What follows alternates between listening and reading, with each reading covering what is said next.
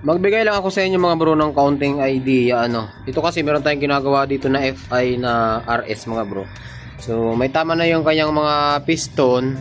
Gusto rin papalitan na may-ari mga bro. Kasi nagkaroon siya ng usok bigla. So magpapalit tayo ng piston mga bro na Makoto brand. Yan. Makoto brand mga bro ang gagamitin natin ay pang karburador. So kasya nga ba ito ano? Doon sa mga gusto mag-convert or sa mga magtatanong. Ito po mga bro yung yung piston. Bali natabasan ko na yan. Kasyang-kasya po yan. Parehas yung piston rings, parehas po yung pin, parehas yung height ng yung height ng pin natin at yung height dito sa taas at saka sa baba. Ang bali mga bro, magbabawas lang kayo dito sa may ilalim. Okay? Magbawas kayo sa ilalim ng counting-county lang din naman. Ayun, binawasan na natin. Tapos yung kaibahan niya kasi mga bro, wala namang problema to. Ayan manipis yung mga kuntil niya dito kumpara nyo dito.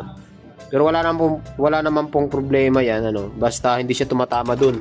Baka kasi umuntog sa sigunyal. Doon sa mga naka-FI dyan, tapos nahirapan din kayo maghanap ng parts. Ayan, meron tayo dito mga bro na Makoto brand. Ayan Wave 125, XRM 125, RS 125 na carburetor. Kasya po yan, magtatabas lang kayo ng konti. So sa mga gusto mag-order naman ng piston, nandiyan sa yellow basket mga bro, check out nyo na lang po